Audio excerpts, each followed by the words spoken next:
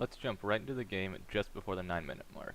We see here that Tony and the opposing Caitlyn have fairly even item builds at this point. Kate has a bit more move speed and a little more attack speed, but Tony has the damage edge by a little bit. At this point, Tony has just won a trade and Soraka is forced to heal on Caitlyn. Let's run through it one time and see what happens.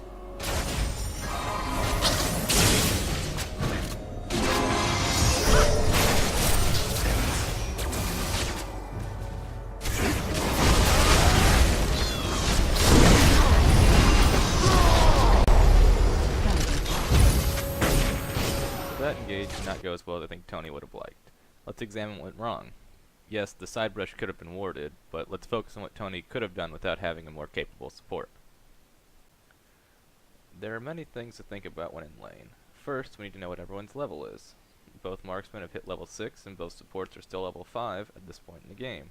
This means both Kate and Lucian have fairly strong finishing moves if one gets away with very little health, and the supports have both just used their heals, so the fight should be fairly even. With Caitlyn down a little health, it seems like a good time to engage, but there's one thing that's not in Tony's favor, and that's the fact that the enemy jungler has been missing for quite some time. In fact, Maokai was last seen almost 2 minutes ago, full health farming mid and heading for blue at about 7-minute 15-second mark, which is when blue will respawn, assuming Maokai started blue. By jungling logic, we can generally assume he'll take blue, clear the camps, grab his red, clear those camps, and then head either bot or mid. So at this point in the game, Tony should already be fairly wary of the jungler coming. Seeing that the leading side brush and the tri-bush are not warded, he should be even more wary when this Maokai comes. As we can see, it turns into an easy gank for him, and a couple of kills picked up for the blue team.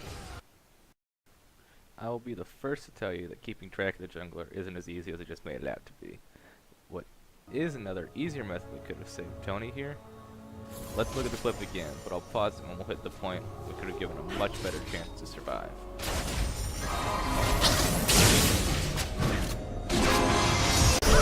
Right here we see Soraka silent Sona and Caitlyn move aggressively as well. Knowing that Tony's in the better spot right now, we have to assume the enemy knows something we do not. They're not just going to run at you and commit suicide. We have to assume they know exactly what they're doing and back off because Maokai is very likely there.